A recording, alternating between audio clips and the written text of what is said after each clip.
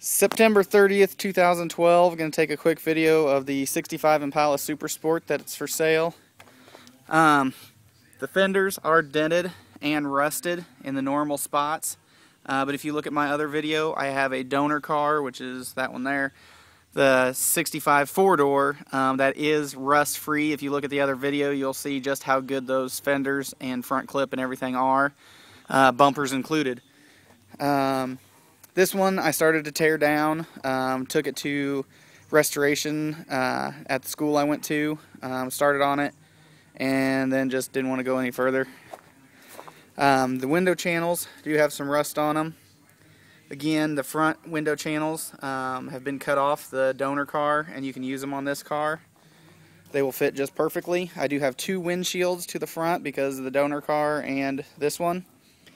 Both in good shape, just need to be cleaned up. You can see the car is pretty straight. This is the quarter panel that got replaced. You can see exactly where we started welding on it. The other side, I have the quarter panel to it, which I'll show in a follow-up video for what all comes with this car. You can see we did an outer wheel well and the quarter panel. Those are the original doors. On the inside, the floor pans are all original. The back seat floor pans are in excellent shape. The front seat ones are starting to get a little bit of pinhole. You can see the rust right there just starting to come through. But it is a pretty solid floor. It just has some pinholes starting. So it doesn't need a full pan, just some spot replacement. Whereas the back seat is in great shape. Does not need any patching or anything. There's your dash. The vacuum gauge. It has aftermarket air conditioning. Center console.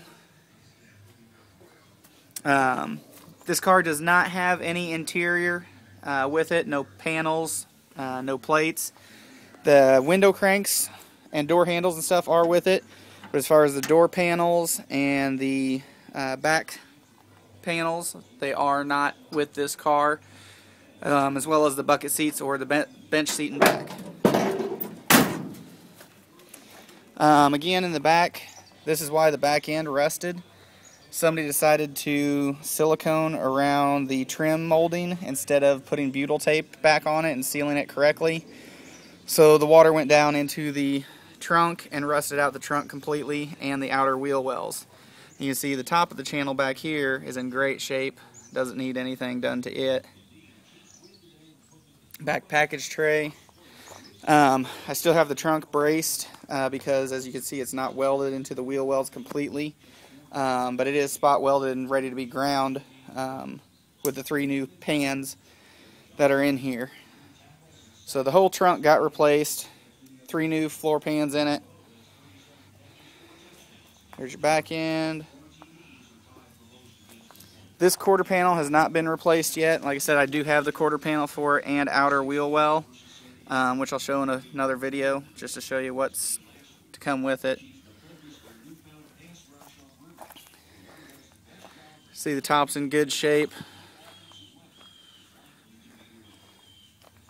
You may have noticed on the other window I had tape on it. It's because I was welding over there and I didn't want to pit the glass, so it does have some masking tape still on it. Again, you got a little bit of rust there at the window area that needs to be replaced, and upper window sill. The engine and transmission do go with it. It is an original numbers matching 283. We can get a shot of the floorboards on this side. See, again, just small pinholes, but the floor is very solid. Back seat, all original, in excellent shape.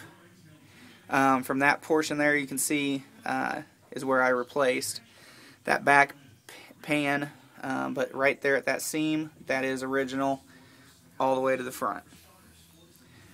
Here's your dash some more, factory air. All the glass is with it. The back sail windows I took out because I was going to do grinding and welding, but they do come with it and I do have them.